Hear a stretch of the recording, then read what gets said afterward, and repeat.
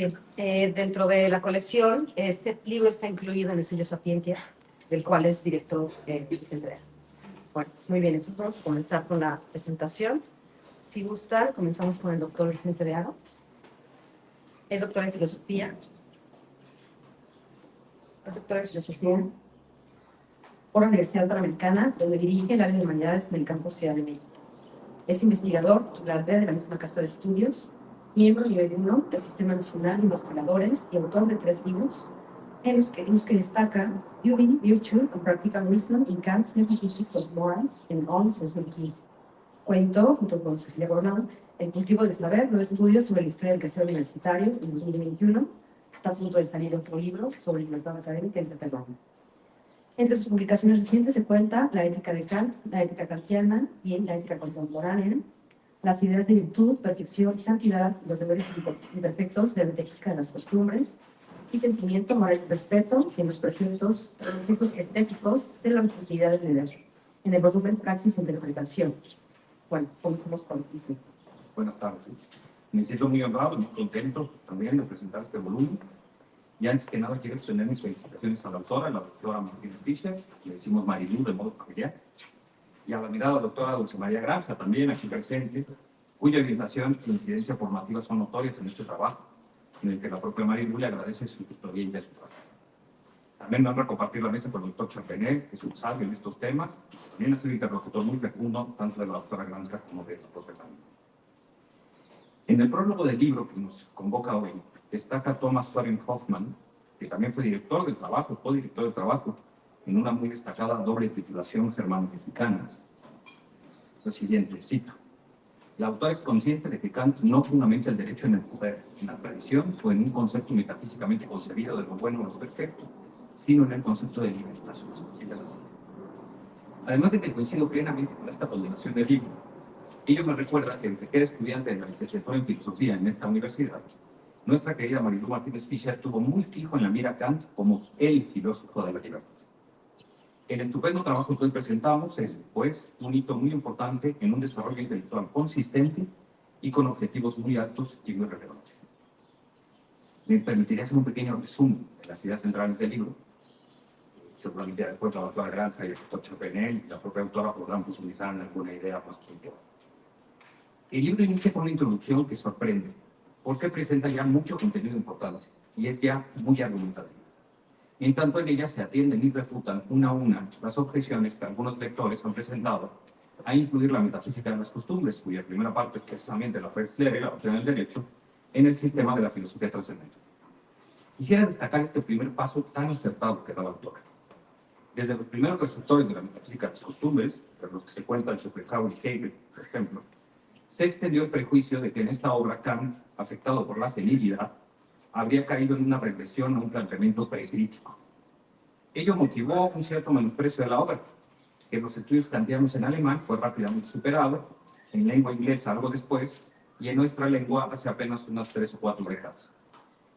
El trabajo de Marilu demuestra conceptualmente, de un modo contundente, que la metafísica de las costumbres forma parte del sistema crítico, que la lectura sistemática tiene en principio ventajas hermenéuticas sobre la lectura genealógico-evolutiva, y que ante un grandísimo filósofo como Immanuel Kant, el comentarista ha de acceder a las obras, ante todo con calidad hermenéutica, pero también con flexibilidad ante la polisemia, y que nada de ello supone renunciar al ejercicio crítico. La propia Marilu, de modo programático, enuncia estos criterios metodológicos hacia el final de su muy sustantiva introducción. Pienso que estas decisiones tienen gran mérito y hacen del libro un trabajo muy ilustrativo y muy interesante, pues además está escrito, por así decirlo, dialécticamente, presentando en cada capítulo y en cada tema objeciones a ponderar ante la posición que se suscribe. Es decir, en la redacción de Marilu, en este trabajo presenta una investigación muy amplia, con bibliografía en alemán, en inglés, en castellano, con mucha revisión de la historia también. Uno ve también como el perfil de los filósofos que siempre están discutiendo consigo mismos. Es un asunto así, que algunos piensan que es esquizofrenia, pero no, es un pensamiento crítico. Y uno puede ver esto en el libro de un modo muy vívido. Es un muy buen ejemplo del filosofar, ¿no? Como dar y pedir razones y como enfrentar objeciones ante cada cosa que se afirma. El capítulo primero destaca lo que ya he apuntado, a la libertad como concepto base de la doctrina kantiana del derecho. Atinadamente, Mariló identifica y enlista los distintos conceptos de libertad en Kant: libertad empírica, moral, trascendental, práctica, libertad como espontaneidad, libertad como postulado, etc.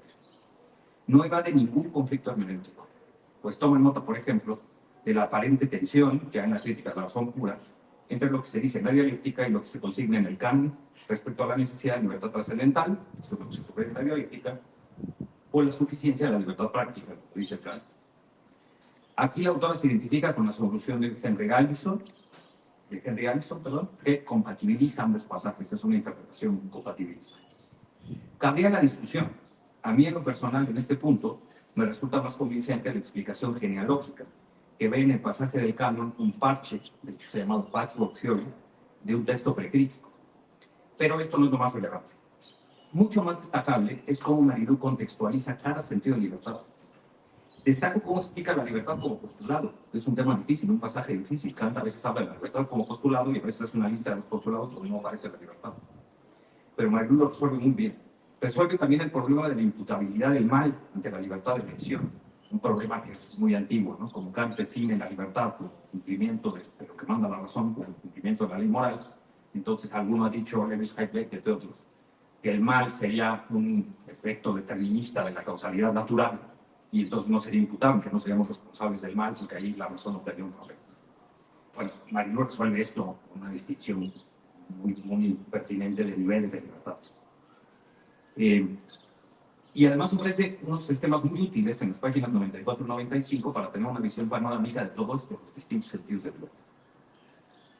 El segundo capítulo no es menos osado. Aborda las relaciones entre derecho, moral y ética. Me parece que es un apartado particularmente brillante, en el que luce mucho lo que decía antes. Un estilo argumentativo, dialéctico, que no omite ni menosprecia ninguna objeción, sino que las encara con pertinencia textual y con agudeza filosófica. Si la moral es para Kant el gran paraguas bajo el que se acogen derecho y ética, da pregunta por la relación entre estos últimos. Y Mariló Martínez Fischer defiende convincentemente que esta relación es necesaria pero indirecta, oponiéndose así a la vez a la tesis extrema de la independencia y a la igualmente extrema de la separación. Y lo hace, en mi opinión, con gran acierto. A pesar de lo que algunas menciones kantianas podrían sugerir, que Kant no es siempre claro ni preciso, ¿no? La gente se imagina que Kant, por ser alemán, es siempre preciso en el uso del lenguaje, nada más lejos de la realidad. Además, Kant está inaugurando el alemán filosófico en muchos sentidos, entonces puede ser bastante ambiguo. Y Mariló lidia con estos pasajes, y a pesar de lo que algunos podrían sugerir, ella ve que el derecho no se deduce ni se deriva directamente del imperativo categórico, lo que no significa que sea independiente de él, lo que nos arrojaría a un positivismo burdo o a la tiranía de la facticidad. La autora muestra cómo el principio universal del derecho, que por tanto sí se legitima, aunque sea indirectamente, la autora muestra cómo el principio universal del derecho se legitima, aunque sea indirectamente a partir de la ley. Trabaja con mucho cuidado el pasaje donde Kant plantea el deber de la honestidad jurídica y también el pasaje del derecho de la humanidad en la propia persona, como eje o quicio de la vinculación ético-jurídica, que retomará después en el capítulo 4 cuando trate sobre el papel de la dignidad en la doctrina kantiana del derecho. El capítulo 3 tematiza por su parte la posición de Kant ante el derecho natural. Es un apartado en el que se aprovecha con mucho acierto el texto de la lección Naturrechtslehre y en el que sin duda Mariló tuvo que hilar muy fino. Pues Kant, por un lado, sí tiene una fundamentación en el derecho natural innato a la libertad. No es, como alguna tradición manualística demasiado influenciada por Kelsen asume, Kant es positivista, no lo es. Pero a la vez Kant critica la tradición justnaturalista que le precede, entendiendo el derecho natural más bien como una matriz de potencial crítico surgida de la propia personalidad práctica. Quisiera enfatizar que en este capítulo se perfila ya una interpretación que en los siguientes se profundizará, que es muy atinada y que, como diré después, de algún modo es punta de lanza también en la investigación kantiana de la metafísica de los estudios. Mariló señala que la postura de Kant no es meramente la de una implementación o una derivación del derecho desde principios a priori, sino que es más bien una transición y mediación entre lo racional y lo empírico. Esta idea de Sübergans, doctrina de la transición, que algunos autores, por ejemplo Peter Koenig, ya habían destacado, pero solo con clave en las secciones episódicas del texto, la toma Martínez Fischer como marco de toda la metafísica de las costumbres, por lo menos de toda la doctrina del derecho, como su función sistemática, lo cual le permite relacionar muy sutilmente lo racional con lo estatutario en el derecho. Explicar en este ámbito la relación entre lo fenoménico y lo nouménico, la letra y el espíritu de la ley, el republicanismo y el reformismo de Kant, el rechazo kantiano al paternalismo político, la tarea del juicio reflexionante en lo jurídico y, en suma, el potencial crítico de este peculiar derecho natural kantiano. El capítulo cuarto, como ya mencionaba, se ocupa del papel de la dignidad. Pienso que de un modo muy intelectualmente maduro, Marilu entiende que no necesita aparecer el término textualmente en muchos pasajes para que el concepto sea relevante. Y así ella comenta que la dignidad es más fundante que explícita. Creo que esto es verdad, ¿no? Hay una cantidad de bibliografía secundaria que discute que en Kant la dignidad no es tan importante, por lo menos en la materia del derecho, porque aparece pocas veces, ¿no? Cosas que se puede hacer en Google, ¿no? Ver cuántas menciones. Lo que hay que hacer es comprender el texto. Y ahí uno comprende que es fundante, aunque no sea explícito. Dice Marilu. Coincido pues completamente. También de un modo muy astuto, Marilu aprovecha los trabajos de Oliver Sensen respecto a los sentidos de dignidad en Kant, la revisión que hace Sensen de la dignidad en la historia del pensamiento, pero no por eso sigue a Sensen en su controvertida interpretación revisionista de la dignidad en Kant. Tampoco cae en la más reciente moda, le voy a llamar así moda, de llamar a Kant intuicionista, siguiendo a Friedrich Schiller. Más bien defiende, en la línea de su maestra, la querida doctora Granja, el trascendentalismo moral kantiano. Es decir, la defensa de la dignidad como constitutiva y universal. Una defensa que comparece en la Rex Lere, sobre todo en el derecho de la humanidad, y que termina todos los planteamientos, también la justicia penal, por ejemplo, ¿no? Vamos a aplicar uno de sus filósofos, como Tomás Aquino, que justifica la pena de muerte, ¿no? Pero que incluso en la, digamos, en la aplicación de la pena de muerte hace observaciones de cómo preservar la dignidad del rey. Bueno, uno puede opinar lo que quiera de la pena de muerte, pero eso muestra que la dignidad está presente no solo en el pasaje del derecho a la humanidad, sino que permea todo el contexto. Si el capítulo tercero perfiló la peculiar posición kantiana frente al disnaturalismo, el quinto enfrenta ahora al contractualismo. Martin Fischer explica con gran claridad en qué sentido el contrato originario es para Kant, a diferencia de lo que ocurre en Hobbes o en Locke, un fin en sí mismo, por lo que el ex secundum, o salida del estado de naturaleza, no se da por motivos pragmáticos. Muestra el autor también cómo esta idea de contrato originario funciona como Probierstein, como piedra de toque de la ley pública, y enfrenta, este es un pasaje muy interesante, la consabida objeción de la mención del pueblo de demonios, Volker Teufel. Kant dice que incluso un pueblo de demonios, es decir, malvados, sin ninguna disposición moralmente buena, podría establecer un Estado, siempre y cuando sea racional. Y entonces muchos se toman de ahí para defender una independencia absoluta del derecho respecto de la ética, etc.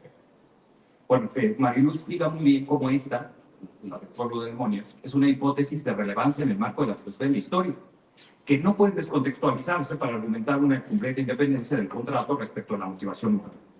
Por el contrario, hay un deber moral de pasar al Estado de Derecho. El ex secundum responde, dice muy atinadamente la autora, a motivos tanto jurídicos como morales. Y esto es lo propio del contractualismo kantiano.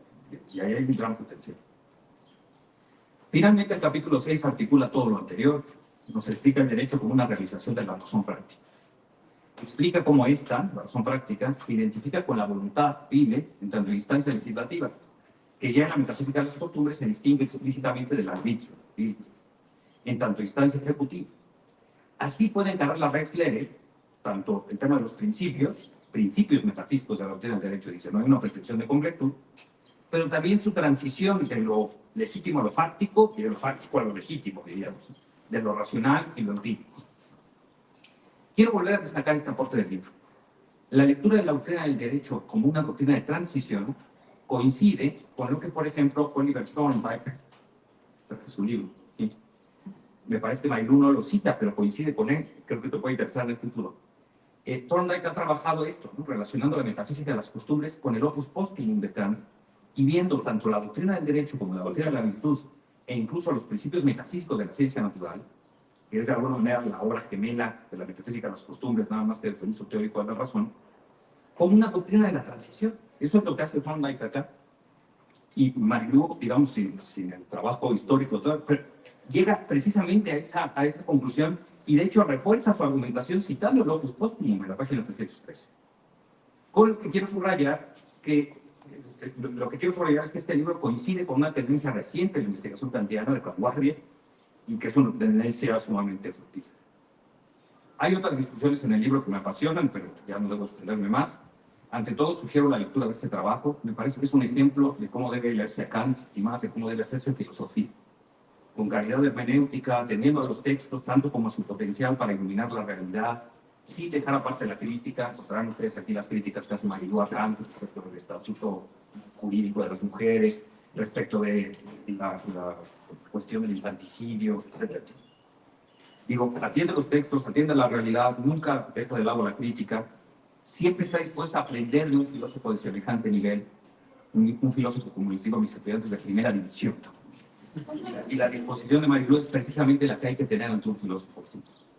Felicito a Marilú Martínez Fischer, a la doctora Granja, cuya sabia mano es también notoria en este volumen, y bueno, animo a su compra y a su lectura. Muchas gracias.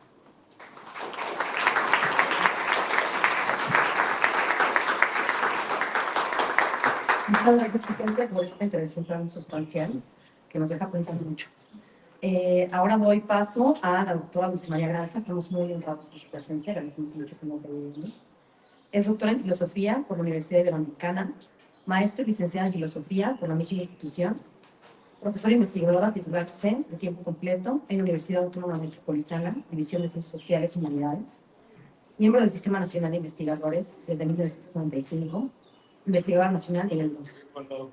Premio Nacional de Arte, Editorial 2005, por la publicación de las ediciones Crítica Bilingüe Alemán-Español de la obra de Kant, otorgado por la Cámara Nacional de la Industria Editorial, CANIEM, socia fundadora de la Sociedad de Estudios Kantianos en el Centro de Madrid. Ha participado en publicaciones nacionales e internacionales especializadas en filosofía como cronista, compiladora, editora y traductora. Entre sus últimas publicaciones se encuentra La doctrina kantiana de la esperanza, La filosofía kantiana en el mundo hispanohablante, El caso de España y México, y El pensamiento de Kant en torno al concepto de dignidad. Vamos paso a su intervención. Gracias.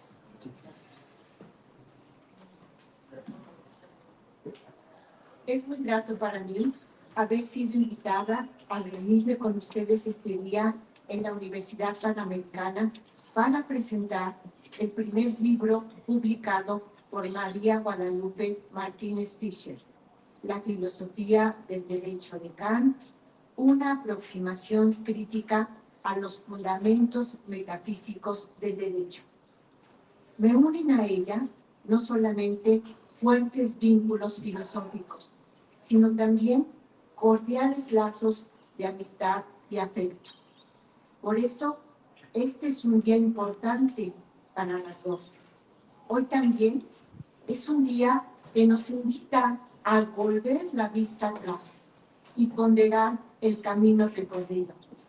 Desde los años de la licenciatura en filosofía en su alma mater, hasta la obtención de su grado de doctorado en filosofía con la doble titulación por la Universidad Autónoma Metropolitana en conjunto con la Fernuniversität de Halle en Alemania, defendiendo la tesis que ha dado lugar al libro que hoy se presenta. Fue en la Universidad Panamericana donde Marilú dio sus primeros pasos en el mundo de la filosofía. Cuando se forjó en ella, como podemos apreciarlo en este libro que ahora ve la luz, una mente crítica y un espíritu de libertad de pensamiento tan necesarios para recorrer el mundo de la filosofía. Marilú Martínez nos ofrece una interpretación delicadamente ajustada de la filosofía kantiana en su conjunto, cosa que yo intentaré hacer tanto por la filosofía kantiana como por el libro, haciendo una big picture, podríamos decir, del libro que nos ocupa esta mañana, a fin de evitar los reduccionismos que impiden valorar las aportaciones con las que Kant contribuye a la filosofía del derecho. A fin de observar el tiempo reglamentario, yo me limitaré a señalar brevemente dos aspectos fundamentales de la filosofía kantiana en su conjunto, como he dicho, y la manera como Marilú los asimila, los incorpora en el libro que tenemos en las manos. Tales aspectos son fundamentales, puesto que fueron considerados por Kant como los principios básicos para evitar los errores. En 1740, cuando Kant contaba 16 años de edad, se inscribió en la Universidad Albertina de Königsberg, y el primer escrito revelador del genio que llevaba dentro lo podemos fechar 4 años más tarde, hacia 1744, cuando Kant empezó a redactar el texto que, tiempo después, habría de convertirse en el primer libro del corpus kantiano y que llevaría por título Pensamientos sobre la verdadera estimación de las fuerzas vivas. Kant terminó el manuscrito de este texto en el verano de 1746, poco después de la muerte de su padre, y lo entregó al censor de la Universidad Albertina para dar por terminada su carrera como estudiante de filosofía.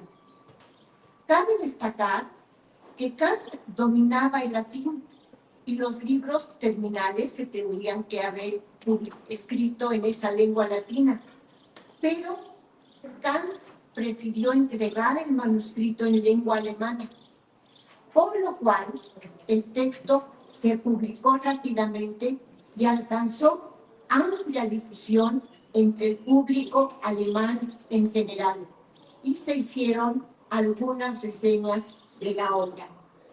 De ese modo fue que Lessing, un famoso poeta alemán 4 años menor que Kant, publicó en 1749 un verso burlón sobre el primer libro de Kant, que decía: Kant emprende una ardua tarea, se atreve a instruir el mundo e investiga las fuerzas vivas, pero se olvida de calcular sus propias fuerzas. En este texto, en efecto, Kant intenta arreglar el desacuerdo y conciliar las posturas de Descartes y Leibniz en torno a la noción de fuerza.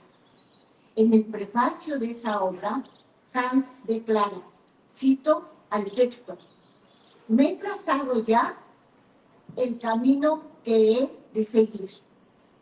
Lo emprenderé y nada ni nadie me impedirá seguir adelante. Fin de la cita. Pero, ¿cuál sería ese camino que Kant iba a seguir? ¿Cuál sería el método para realizar su trabajo? La respuesta a esta pregunta la encontraremos mucho tiempo después, cuando Kant rondaba los 57 años de edad, hacia 1781, en el prólogo de la primera edición de la Crítica de la Razón Pura, una obra que estaría destinada a cambiar el derrotero de la filosofía, transformándola de una manera repentina, decisiva y radical, que perdura hasta el día de hoy. Yo creo que no hemos encontrado un paradigma filosófico alternativo a aquel que Kant nos presentó. Con esta obra se abre, con toda su audacia y novedad, el sistema filosófico que Kant propone, como lo acaba de decir Vicente, el idealismo trascendental o la filosofía crítica. Se trata de una nueva metafísica que alcanza el conocimiento tanto teórico como práctico a través de la razón y de la analogía. Este es un camino nuevo, una vía alternativa que permite evitar el choque de trenes, las contradicciones que la razón ha tenido que enfrentar a lo largo de la historia de la filosofía. De no resolverse dichas contradicciones, la razón quedaría paralizada, en un impasse, podría yo decir, como en estado de coma. La crítica de la razón pura es entonces, podríamos decir, una especie de pagaré que Kant firma y con el cual se compromete a liquidar en el doble sentido de ponerle pan y también de pagar, de liquidar aquellos viejos problemas que a lo largo de la historia de la filosofía han quedado sin resolver. Kant afirma en esa obra que la primera etapa en materia de razón pura es la infancia de esta, y que esta etapa fue dogmática, que la segunda etapa fue escéptica, en tanto que la tercera, que la abre, es la etapa constituida por la filosofía crítica. Suele comúnmente decirse que junto con Platón y Aristóteles, Kant es el filósofo de la tradición occidental más discutido, más comentado, más estudiado en las universidades del mundo.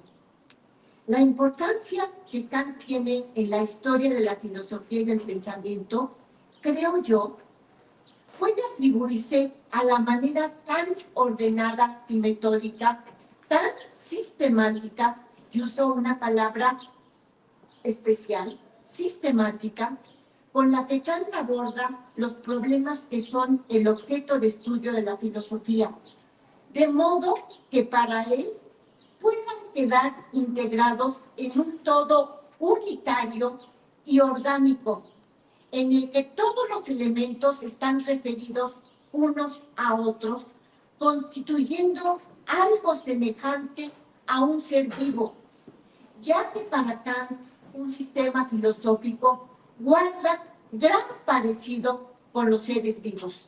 Y los remito justamente a la crítica de la razón pura, a varios pasajes desde el A833 en adelante, en donde Kant aborda este tema de la sistematicidad de la filosofía y su parecido con los seres vivos. La mayoría de los libros que han hecho famoso a Kant fueron escritos por el filósofo entre 1780 y 1795, incluyendo, por tanto, la metafísica de las costumbres. Después de un lento y silencioso proceso de desarrollo, resultado de muchas meditaciones y mucho trabajo durante más de 15 años de reflexión en los que se gestó el idealismo trascendental. Kant había transitado por las dos etapas a las que he hecho referencia, pues, como él mismo dice al inicio de los prolegómenos, Hume lo había despertado de su sueño dogmático. Y en esto difiero de la posición que toma, por ejemplo, Russell, que dice, sí, lo despertó, pero después se volvió a dormir. Yo creo que no se volvió a dormir de ninguna manera. Porque Kant buscaba en todas estas obras puentes de vínculo que permitieran resolver la controversia entre racionalismo y empirismo y que preservaran los logros y aciertos alcanzados por cada una de las partes contendientes.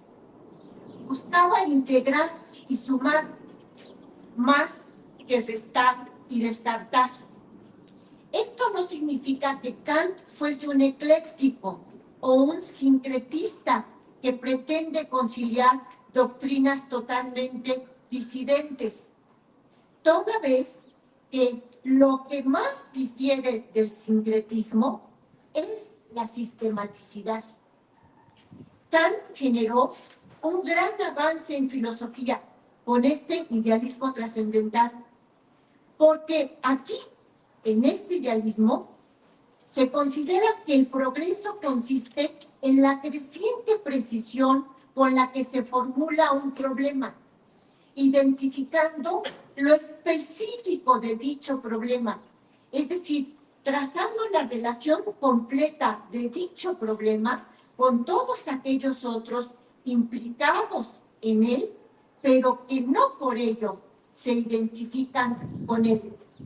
Es por esto que Kant recomendaba a sus alumnos que ordenaran mentalmente la información y que se preguntaran a sí mismos en qué lugar en qué posición hay que ubicar a un problema, en dónde debo ponerlo dentro de este horizonte, dentro de esta big picture que es el mundo de la filosofía. Con esas directrices podemos ver que Kant puso en práctica lo que él propuso como las 3 reglas fundamentales para evitar el error. 1, pensar por sí mismo. 2, pensar en el lugar de cada uno de los demás. Y 3, pensar siempre en acuerdo consigo mismo. La primera es la regla del modo de pensar libre de prejuicios. La segunda, la del pensar extensivo. La tercera, la del pensar consecuente. De esta misma manera, en el libro que hoy nos entrega Marilu Martínez Fischer, apreciamos 2 diálogos sumamente interesantes. El primero de ellos es el diálogo que el autor entabla con quienes presentan una visión simplificada de la filosofía kantiana del derecho en el positivismo de Kelsen, así como en el contractualismo de Rousseau, Locke y Hobbes. Para Kant, el mayor de los escépticos o fatalistas convencido tiene que actuar como si fuera libre. Por ello, la interpretación que la autora defiende es que la filosofía kantiana es una filosofía de la libertad y hace extensiva esta premisa a la normatividad del derecho, por lo cual este se convierte en el escenario donde la libertad humana puede expresarse plenamente. No hay otro escenario. Siguiendo a Kant, la autora distingue la normatividad ética y la normatividad jurídica, y también distingue los motivos de la ley natural y los de la noción de contrato social. Para Marilu, Kant, como bien lo ha dicho Vicente, no es ni un naturalista, ni un contractualista, ni un positivista. Más bien, Kant incorpora en su propuesta estos 3 enfoques y toma como fuente de la normatividad del derecho a la razón práctica, como mediadora entre el derecho empírico y el derecho racional. El segundo de los diálogos que entabla Marilu es el referente a la manera en la que Kant articula su doctrina del derecho con su filosofía moral y con la ética. Para la autora del libro que nos ocupa, la doctrina del derecho kantiana no es ni una repetición de la ética, ni una implementación de la misma. Se trata más bien de una expresión práctica y regulativa de la razón orientada hacia la justicia y hacia la paz. Marilu Martínez también examina la tesis de la independencia y de la dependencia entre filosofía moral y filosofía del derecho y dialoga con pensadores como lo son Ebbinghaus, Holmes, Pilacek, así como con Kerstin, Heffer, Habermas, etc. La obra termina analizando la noción de dignidad humana en el marco jurídico kantiano. Todo esto hace de este libro una contribución significativa sobre la importancia del pensamiento kantiano en el mundo de hoy y deseamos que corra con muy buena fortuna, la misma fortuna con la que corrieron los libros de Immanuel Kant. Muchas gracias.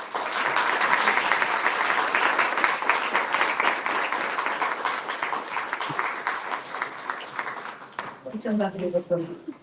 Ahora es el turno del doctor Eduardo Charpanel. El doctor Charpanel es profesor investigador de tiempo completo en la Facultad de Filosofía de la Universidad Panamericana desde 2015. Es doctor en la Universidad de Bonn, Alemania, donde también se ha desempeñado como profesor visitante. Ha publicado el libro Ethos and Praxis en 2017, así como numerosos artículos y capítulos del libro. Su investigación se centra en ética, filosofía política, estética, filosofía de la cultura y filosofía de la religión, especialmente en los campos de la filosofía antigua y el idealismo alemán. A partir del 2024 es coeditor en jefe de la revista Estudios Kantianos de la Sociedad de Estudios Kantianos de la UNESCO y es miembro del Sistema Nacional de Investigadores de México, nivel 2. Muchas gracias.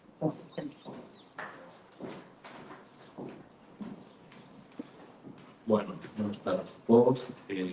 Es para mí un gusto poder presentar este grandioso libro de una querida colega y amiga como es Marilu, sobre la filosofía del derecho de Kant, una colega de humanidades en Guadalajara, pero que aquí también tiene su casa y estamos muy contentos de poder recibirla aquí el día de hoy para dialogar, para discutir acerca de esta brillante investigación que ahora nos presenta y que, digamos, pues para mí constituye un hito dentro de los estudios en Kant, en lengua española y también lo que respecta a México, porque creo que es una monografía muy erudita, muy analítica, muy sistemática, de modo tal que yo no tengo referente, al menos por ejemplo en el contexto mexicano, de que hubiera una investigación tan de largo aliento en relación con la filosofía del derecho kantiano. Es decir,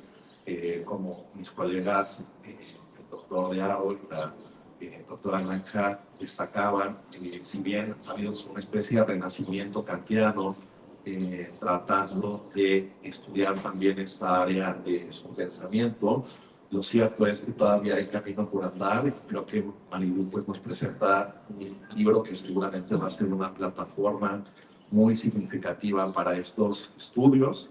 Y bueno, pensando que mis colegas ya hicieron un panorama y un bosquejo mucho más detallado y atendiendo particularidades de todo el libro, yo quisiera hacer más bien algo tipo marketing, ¿no?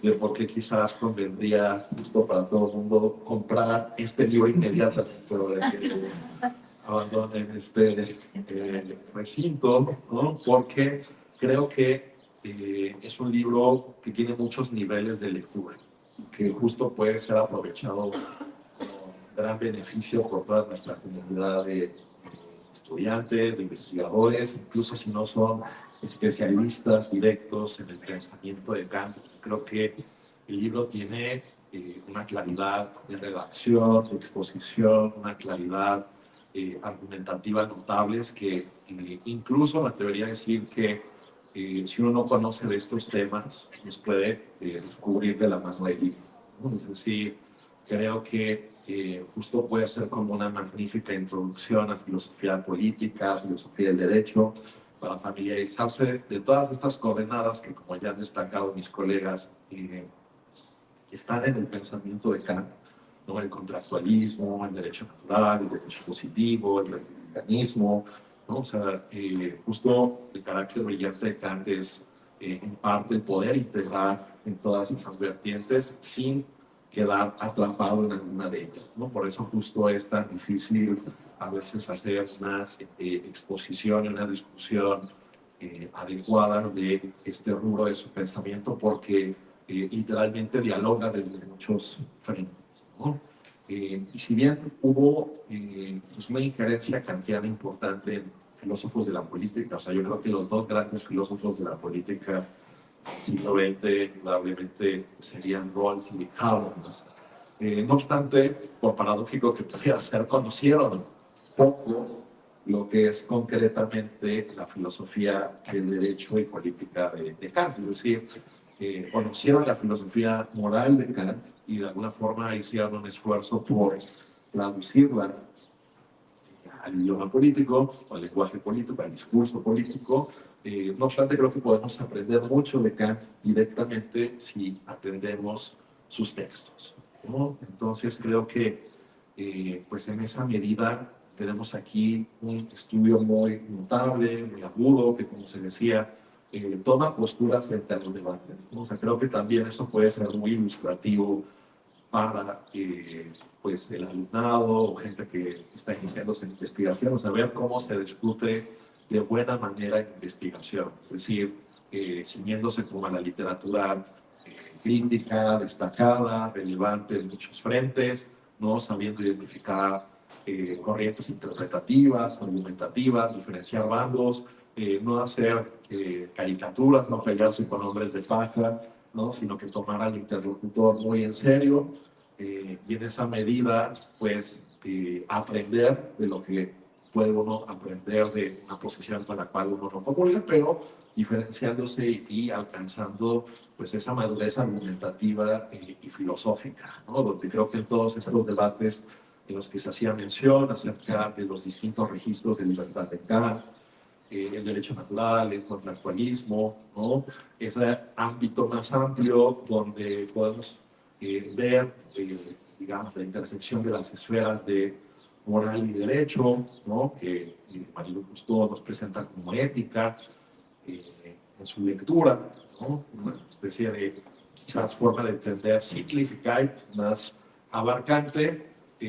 Bueno, esta noción parece ser hegeliana, pero en realidad uno puede verla en el propio Kant, tanto que él está hablando de una metafísica de las costumbres en plural, donde se integra derecho y ética, ¿no? Entonces, en toda esa serie de debates, creo advertir mucha originalidad, creo aprender muchas cosas, y he aprendido mucho también gracias a esta lectura. Hay cosas que me quedan más claras, hay cosas que puedo de alguna forma ver con más nitidez. Bueno, por supuesto me quedan dudas, interrogantes para seguir investigando y explorando, porque bueno, pues ninguna investigación filosófica es o puede pretender ser completamente exhaustiva, pero bueno, pues en esa misma medida también a nosotros nos da falta de pensar justo cómo todas las coordenadas que aquí se van desarrollando pueden ser explotadas fértilmente para discutir temas de derechos humanos, de dignidad, de la paz internacional, ¿no? O sea, creo que temas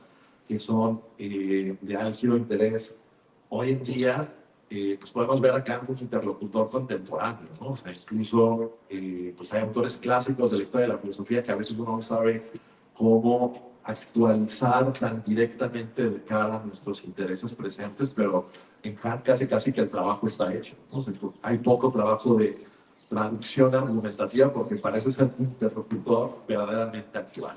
Entonces, pues son todas esas virtudes que yo quisiera resaltar del libro, de la investigación. Creo que va a generar un frente de discusión muy interesante en los estudios kantianos en lengua española. Creo que sería pues ya momento a veces que de otras lenguas nos lean también. Entonces, seguramente, bueno, pues, bajo los buenos oficios de NON, este libro llegará a todo el planeta, ¿no? Entonces, va a ser discutido muy ampliamente.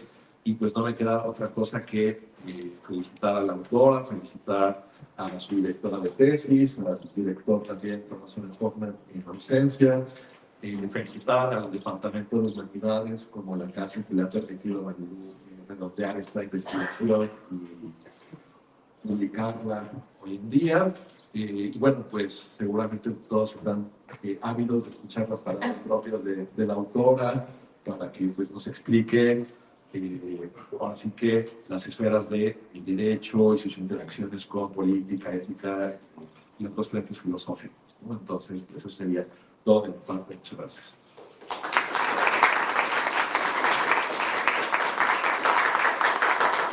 Muchas gracias a los dos René. Ahora vamos a dar paso a la intervención estelar de la doctora Marilu. Bueno, ya se han dicho algunas cosas, pero voy a no sobra. La doctora María Guadalupe Martínez Fischer es una investigadora de las humanidades de la Universidad Panamericana, Carlos Guadalajara. Es licenciada en Filosofía y maestra en Pedagogía por la Universidad Panamericana, donde obtuvo apostolados en mención honorífica. Realizó estudios de doctorado en la Universidad Autónoma Metropolitana de Iztapalapa y en la Freie Universität de Hagen, Alemania. Obtuvo una doble titulación doctoral en Filosofía con la distinción Magna Cum Laude, con su investigación titulada Límites y alcances de la fundamentación metafísica del derecho de Kant. Fue becaria del Servicio Alemán de Intercambio Académico y se convirtió en la primera egresada del posgrado de Humanidades de la UAM en obtener una doble titulación.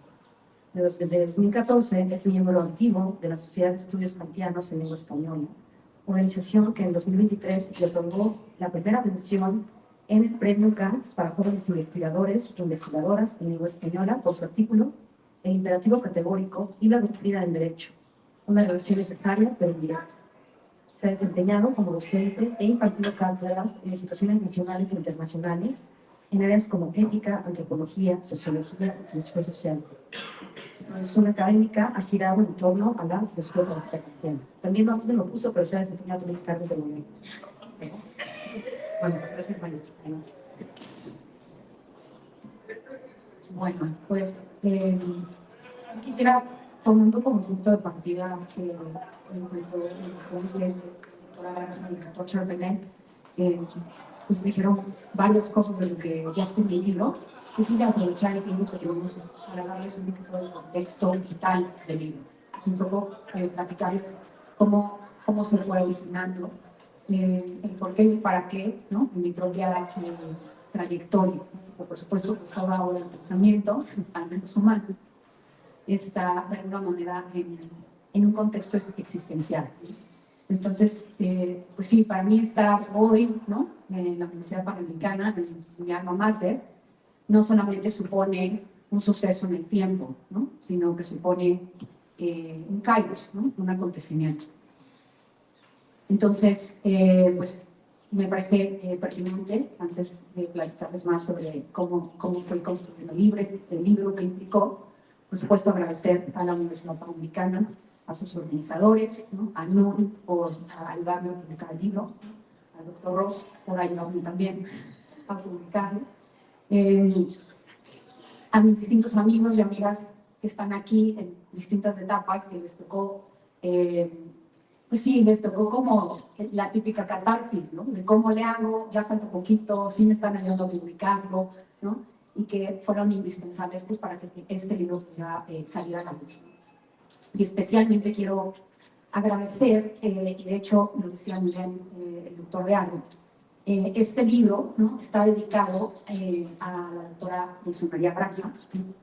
En alemán, cuando él dirige la tesis, si es hombre es doctor Vater, si es mujer es doctor Mutter, ¿no?, haciendo alusión precisamente a padre y a madre, ¿no?, al doctor padre, ¿no? Generalmente en la historia de la filosofía, cuando vamos a distintas clases y demás, todavía se tiende a hablar de padres intelectuales, ¿no? Hablamos de la historia, y hablamos del padre de la modernidad, del padre, ¿no? Y al menos en mi caso, yo sí quiero hacer el énfasis, ¿no?, de que este libro tiene una madre intelectual con nombres y apellidos, ¿no?, que es la doctora Dulce María Granja, y agradecer, pues, todo el tiempo que estuvo conmigo, acompañarme en cada una de mis batallas intelectuales. Entonces, sí enfatizar esa parte, ¿no? ¿Cómo llegué al tema de la filosofía del derecho de Kant, ¿no?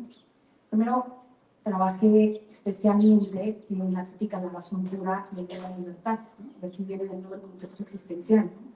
Mi tesis de licenciatura se titula Los usos de la libertad y la crítica de la razón pura. Y una de las personas, ¿no?, que estuvo conmigo, ¿no?, en la revisión de mi trabajo, que me dio retroalimentación, que estuvo en mi examen, precisamente fue el profesor Real, ¿no? De las últimas veces que estuve aquí, que fue para mi examen de la licenciatura, él estaba sentado, en esta mesa y yo estaba viendo el miedo más o menos como ahorita, ¿no? Y casi igual de nerviosa, ¿verdad? Entonces empecé a trabajar la idea de libertad, porque consideraba que no hay manera de pensar la filosofía sin la idea de libertad. Y me pareció que Kant tenía una propuesta muy interesante. Entonces, pues, trabajé la idea de libertad en la crítica a la razón pura. Después seguí con la idea de libertad, pero desde el punto de vista de la pedagogía. Esto, pues, de alguna manera me permitió también en mi ámbito profesional comprender, pues, la tarea del profesor, ¿no? La tarea de la universidad y de pensar mis clases, ¿no? Que es algo que también siempre he tenido les he tenido un amor especial a la labor docente. ¿Por qué la libertad también, no? Por los estudios que les estoy comentando, pero especialmente por algo que trato de exponer en el libro, y es cómo le hacemos para pensar la libertad, para defender la libertad sin que ésta se pierda a sí misma, ¿no? Es un poco como, ¿cómo le hacemos para que la libertad no se vuelva libertinaje? Eso fue como la raíz por la cual empecé a estudiar a Kant, porque me parece que Kant es el filósofo que presenta una manera de entender la libertad sin que caiga el libertinaje, sin que se contradiga a sí misma, ¿no? Y que de alguna manera, desde su idea de autonomía, que ya sabemos que hoy en día la palabra autonomía puede significar N cantidad de cosas y parecería que autonomía es hacer lo que me da la gana, ¿no? Pero en realidad autonomía, incluso desde su propia etimología, ¿no? Hace referencia a la capacidad que tenemos de darnos leyes a nosotros mismos, ¿no? Y Kant va a decir que esas leyes tienen que ser universales. Por ende, no hay manera de decir que Kant ni es relativista, ni que pretende hacer un libertinaje, ¿no? Ni nada del estilo, ¿no? Ahora, estas ideas que ya estuvieron en la crítica de la razón pura, especialmente pensándolas desde la tercera antinomia, ¿no? Me ayudaron a pensar también el tema de la educación desde la paradoja de la autonomía, ¿no? Y por supuesto, me llevaron al derecho, ¿no? Fue un poco también ese recorrido intelectual. ¿Cómo pensar la libertad en el derecho? Cuando parecería que precisamente la normatividad jurídica, por característica de la normatividad jurídica, implica la coacción jurídica, ¿no? Ahora, esa coacción jurídica, ¿cómo se puede hacer compatible con la libertad, ¿no? ¿Cómo pensar la libertad desde el derecho, ¿no? Y lo que planteo en el libro, precisamente desde este recorrido existencial académico, ¿no? Es que realmente la tercera antinomia de la crítica a la razón pura es, desde mi postura, desde mi punto de vista, por así decirlo, el pasaje fundamental para entender la filosofía práctica, para entender la idea de imputabilidad, para no reducirla meramente a lo jurídico, para también incluir imputabilidad moral. Es necesario leer la tercera antinomia, ¿no? Me parece que desde ahí hay que leer la filosofía práctica. Bueno, digamos, no tan reduccionista, creo que un pasaje importantísimo para poder comprender la filosofía práctica kantiana y, por supuesto, en convicción, por una razón especulativa, es la tercera antinomia, ¿no? Entonces, eso es un poco cómo he estado pensando el tema de la libertad, cómo llegué de esa idea, ¿no? Que Kant va a decir que es regulativa, en el caso de la razón pura, ¿no? Y que se va a afirmar en una nota a pie de página de la crítica de la razón pura, de la crítica de la razón práctica, ¿no? A través de la conciencia moral, ¿no? La famosa cita que está en una nota a pie de página, es interesante, de la crítica de la razón práctica, ¿no? Entonces, pues, digamos que desde esas coordenadas estuve pensando cómo podría fundamentar Kant, o cómo se podía encontrar una interpretación de la libertad en el contexto de la doctrina del derecho, ¿no? Y esto conectado con algo que me daba la impresión que muchas veces, y esto sí lo puedo decir en distintos idiomas, desde alemán, inglés, por supuesto también mi lengua materna, que es español, ¿no? En varios idiomas, en varias tradiciones, muchas veces la filosofía del derecho kantiana se reduce, ¿no? a una corriente, ¿no? Como que en Kant, Kelsen quiso encontrar también su fundamentación del positivismo, ¿no? Filósofos un poco más modernos quisieron encontrar en Kant la idea del contractualismo. Por supuesto, una tradición importante del justnaturalismo, por supuesto, entendido justnaturalismo moderno, ¿no? También quisieron encontrar en Kant como un defensor también del justnaturalismo, ¿no? Y a mí me parecía, cuando lo leía y cuando veía los pasajes y las objeciones, que si bien Kant está dialogando, como bien decía la doctora José María Granja, que si bien Kant está dialogando con estas corrientes, no se reduce a ninguna de ellas, sino que la doctrina del derecho solamente se va a entender si también hacemos alusión precisamente a su propuesta metafísica, ¿no?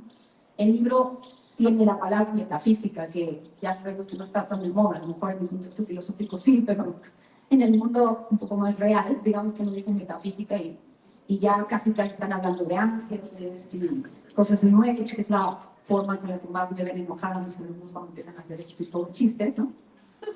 Pero bueno, digamos que con todos los combates, todas las objeciones que se le ha hecho a la metafísica, también por eso quise titular tanto mi tesis doctoral, ¿no?, como por supuesto este libro que surge en mi tesis doctoral, desde la referencia a los fundamentos metafísicos, porque el derecho está plagado, lo quieran o no los abogados, lo reconozcan o no los abogados, de presuposiciones metafísicas, ¿no? Y ahí está, pues sí, de alguna manera el punto del toque que nos hace poder dialogar entre filosofía y derecho, y que nos hace ver también la doctrina del derecho kantiano, ¿no?, de una forma distinta, ¿no?, y poderle de alguna manera sacar el provecho, el mayor provecho posible. Y comparto en ese sentido lo que comentaba el doctor Charpenel respecto a la bibliografía que tenemos en español, ahí sí, específicamente en español, sobre la filosofía del derecho de Kant. Generalmente lo que hay son especialmente, por supuesto, artículos, ¿no?, pero también manuales, ¿no?, en el que después de ver a algún autor como Locke, o algún autor como Rousseau, ¿no?, que también son muy importantes, se le dedica a Kant pues unas cuantas páginas respecto a su postura de filosofía del derecho, ¿no? Entonces, eso también me enfrenté, que decía, bueno, es que lo que hay en idioma, ¿no?, lo que hay en español, no le hace justicia, sí, ¿no?, a lo que ha implicado la filosofía del derecho kantiana, que se expresa especialmente, por supuesto, en el segundo apartado de la metafísica de las costumbres, ¿no?, pero que recorre de alguna manera muchas de sus obras, ¿no? Incluso la primera crítica, la crítica de la razón pura, hay quien dice, por propia terminología que está, que de alguna manera es jurídica, ¿no?, el tribunal de la razón, ¿no? Entonces, me pareció que era importante también en español tener un referente que nos pudiera ayudar a plantear las principales objeciones. Cada uno de los capítulos está, menos el último, por su propia naturaleza, está estructurado en objeciones, ¿no? ¿Cuáles son las objeciones a favor y en contra pues de mi propia postura que estoy proponiendo, ¿no? Entonces, eso también me permitió pues recoger lo que se estaba discutiendo y, por supuesto, formarme yo mi propia postura y defenderla, ¿no? Y como bien decía la doctora Coronado, yo no solamente me he dedicado pues, a la parte de la academia, de la docencia, de la publicación, también tengo pues, un camino andado, ¿no?, en el ámbito de cómo pasar todo estos temas a la política, ¿no? Y en ese sentido, como la filosofía kantiana también tiene algo que decirle a los servidores públicos o a las servidoras públicas, ¿no? Que eso luego también se pasa al lado, que hoy no podemos ser, ¿no?, decía ya, ¿no?, podemos ser antikantianos, podemos estar a favor de Kant, podemos criticarlos, pero no podemos decir, o no podemos asumirnos como post-kantianos, ¿no? No podemos entendernos, no podemos entender esta historia de la filosofía, de la historia de la humanidad, sin también hacer referencia a Kant, ¿no? Y pues bueno, lo más importante con esto cierro intervención, lo más importante de este libro es como reivindicar a la razón práctica, en específico reivindicar la confianza en la razón para que podamos dialogar y pensar la justicia en un mundo que continuamente a través de las noticias, a través de los partidos políticos y a través de todo esto que nos llega, parecería que ya no cabe hablar de justicia, que ya no tiene sentido hablar de justicia porque todo se ha vuelto pues, muy irracional. Entonces, les agradezco muchísimo tanto al doctor Charpenel como al doctor Arralfo, como al doctor Learo, a la doctora Coronado, que se hayan tomado el tiempo de leer mi libro, de hablar tan bonito de él. La verdad es que me siento totalmente en deuda. Y pues bueno, los invito a que lo lean y que por supuesto pues iniciemos un diálogo sobre qué es el derecho y para qué es el derecho.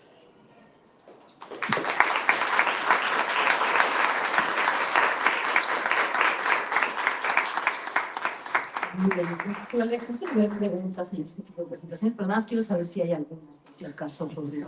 ¿Hay alguna cosa que se quiere decir? A ver, brevemente, por favor, gracias.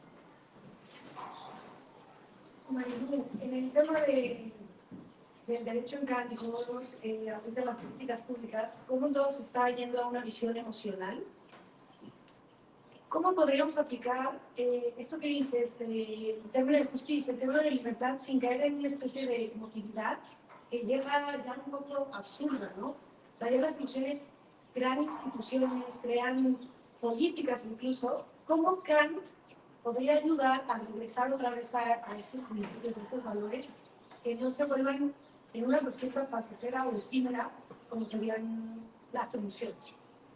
¿Tienes respuesta o ese sería otro libro? Te escribimos juntas.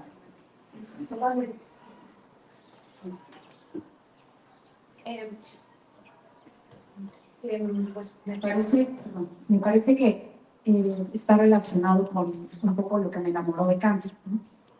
Que es su noción de autonomía, ¿no? Esta referencia a que a través de la autonomía, pues, entender la autonomía como el ejercicio de la libertad, ¿no? Y la autonomía tiene como punto de partida darnos leyes a nosotros mismos, ¿no? El propio imperativo categórico tiene pues esa pretensión. Entonces me parece que una manera de contrarrestar sin eliminar las emociones, pues también el simple hecho de querer seguir el imperativo categórico implica una emoción, ¿no? Respeto, mínimamente, ¿no? Siguiendo a Vicente y a Kant, por supuesto. A Vicente y a Kant. Me parece que esta referencia al ideal de la autonomía nos puede ayudar mucho para situar bien las emociones y sobre todo para situar bien cómo tendríamos que proceder en nuestras decisiones. Muy bien. ¿Hay alguna cosa más? Muy bien. Bueno, se ha dicho muchísimo. Yo quiero aprovechar para... Nada, es que a ver, hay mucho público joven también. Y creo que con todo lo que han dicho, también creo que es una buena oportunidad para que vean como ejemplar este trabajo, ¿no? O sea, que puedes hacer una tesis, cómo desarrollar una carrera académica y luego cómo estar aquí. Así que todos tienen una vara muy alta y esperamos que después estén todos aquí presentando sobre el libro. Pero te quiero preguntar, Marilu, hay muchos intereses distintos, ¿no? Tú tuviste un interés claro en Kant desde el principio y tuviste muy buenos días. Pero ¿qué le dirías a los alumnos como de, no me pongas acá, o sea, como alguna clase de consejo, que digas qué actitudes me ayudaron a llegar en mi esto? ¿Qué cosas fueron clave que no me hubieran permitido ni por cosas que hiciste tú o por a lo mejor alguna aproximación con un profesor, o sea, o a lo mejor algún error, que digas, bueno, esto no hay que hacerlo, esto sí hay que hacerlo, porque bueno, a mí me queda mucho una cosa que dijo el doctor Charpenel de que tomaste postura en tu tesis, ¿no? Eso no es fácil, o sea, para tomar postura en la tesis quiere decir que entiendes el problema y que sabes muy bien cómo evaluar tu universidad secundaria, que creo que no es fácil. Si una tesis doctoral lo hace, ya tienes una tesis buena. Entonces, o sea, creo que tenerte aquí ahorita es un lujo, tener estas personas en esta mesa es un lujo, y creo que también podemos aprender un poco de ti en ese sentido, no nada más en lo académico, que eso pues tenemos un brindis y hablamos de eso, y también pues piden su correo para seguir hablando con ella. Pero bueno, este sentido de actitudes, no sé si me explico una pregunta para que nos puedas orientar un poquito. Gracias. Bueno, pues primero decir que en gran parte el libro y mi postura se fueron, por supuesto, formando a través de la bibliografía secundaria, pero también se fueron formando con el diálogo con las tres personas que están aquí, lo cual es muy significativo, ¿no? Cuando regresé de Alemania, una de las personas que ya había leído mi libro, bueno, mi tesis y que ya tenía preparado las objeciones correspondientes y demás, ¿no? Y pues fue precisamente Eduardo, ¿no? Luego Charpenel ya había leído mi libro, ya me había hecho la retroalimentación correspondiente. Pues bueno, eso lo agradezco muchísimo, tanto la doctora José María como el doctor Learo y bueno, también el doctor Charpenel estuvimos en un grupo kantiano, ¿no? Donde solamente nos dedicábamos a leer a Kant, ¿no? Algunas personas decían que era como una secta, y que esos nombres que están aquí presentes. Y en esa secta, no, religión, todavía más grave, ¿no? Entonces, en ese grupo, pues nos permitíamos, en función del texto, pues hablar, ¿no? Y discutir, ¿no? Sin ningún tipo de pretensión. Eso que me parece que se vuelve sumamente importante, ¿no? Y por supuesto, pues las decisiones que decía el doctor Aro, que se encuentran en mi introducción como criterios hermenéuticos, no son de la nada, no salieron de la nada porque un día desperté y dije quiero hacerlo así. En realidad los criterios hermenéuticos que están en la introducción de mi obra son de alguna manera el resultado de lo que vi en mis profesores y mis profesoras de la UP. Digamos que eso lo puse porque de alguna manera fue como yo misma fui formada en mis clases, ¿no? Entonces, pues en ese sentido simplemente lo puse en papel, pero ya estaba de alguna manera formado en mí cuando tuve la oportunidad de estudiar la carrera de filosofía, ¿no? Aquí en la Universidad Panamericana, ¿no? Respecto al tema de errores, yo sí era de la idea, en algún momento de mi interpretación, en que quizá entusiasmada por la moral kantiana, por la fundamentación de la metafísica de las costumbres, por la crítica de la razón práctica, por el descubrimiento del imperativo categórico, ¿no? Yo sí fui de esas personas que en algún momento dijo, si Kant dice que el imperativo categórico es un principio más importante, entonces el derecho debe de depender absolutamente, lo cual en Kant no es así, absolutamente del imperativo categórico, ¿no? Entonces yo creo que fue un error, porque me dejé llevar como un poco por el entusiasmo de su filosofía moral, y ya cuando entré, pues sí, cuando entré, de hecho hay algunos artículos que todavía presentan ese error, ¿no? Que ya fueron publicados en el fondo, pero bueno, así son las cosas, pero bueno, ya cuando entré a la doctrina del derecho, empecé a ver la bibliografía secundaria y las propias posturas de Kant, incluso los errores de Kant, ¿no? Que se encuentran en la doctrina del derecho y en su filosofía. Empecé a darme cuenta que no había manera de presentar la relación derecho y moral meramente como una derivación. Entonces, desde ese error, ¿no? Digamos que después lo pude corregir. Un poco lo que detecto de ese error consejo es hay que tener cuidado que cuando vamos a decir algo de un autor, o sea, de alguna manera rastreemos más obras, no solamente en las más conocidas o demás, sino que cuidemos mucho que no se nos vaya a escapar el entusiasmo, ¿no? Y hacer decir a un autor lo que de suyo no dice. Muchísimas gracias, María. Bueno, tenemos ahora la venta de libros aquí afuera, que es muy importante. Y abajo un brindis, pero antes vamos a proyectar un breve video de mi idea y con eso ya podemos pasar a libros.